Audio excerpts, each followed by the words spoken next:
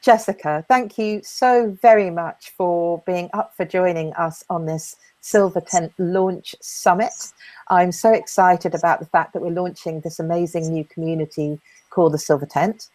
And I love the fact that I haven't known you for that long, but because we've been part of the same online training over the last year, I've really got this sense of you, and I love your spirit, and you've got a great groundedness, but also a great vision in how you serve people around the world, and your passion that comes through that really shines through that. And I know how many people really value the wisdom that you have to share.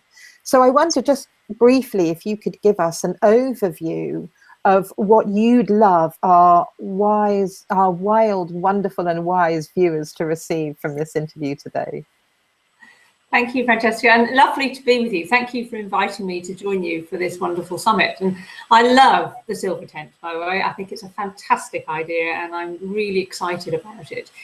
And I wanted to share today something that I talk about with people I work with, which is something called the wake-up call. Because I think we go through life and there are different times in our life when we have a wake-up call. Sometimes we ignore them and sometimes we listen to them. And I think often when we get into that later stage of life, when we turn 50 and move into the kind of the third era of life, that can accompany a wake-up call too. And the wake-up call is an inner call. It's something that calls from inside us, that wants expression.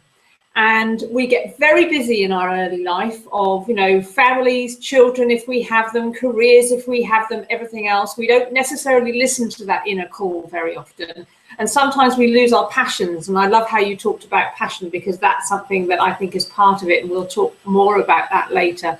But the wake-up call is this inner call that needs an expression. And it's about finding what needs expression and how you want to express it. So that's what I want to talk about today, because I think a lot of people feel that but aren't quite sure what that is. And I want to hang some clothes on that coat hanger of the wake-up call.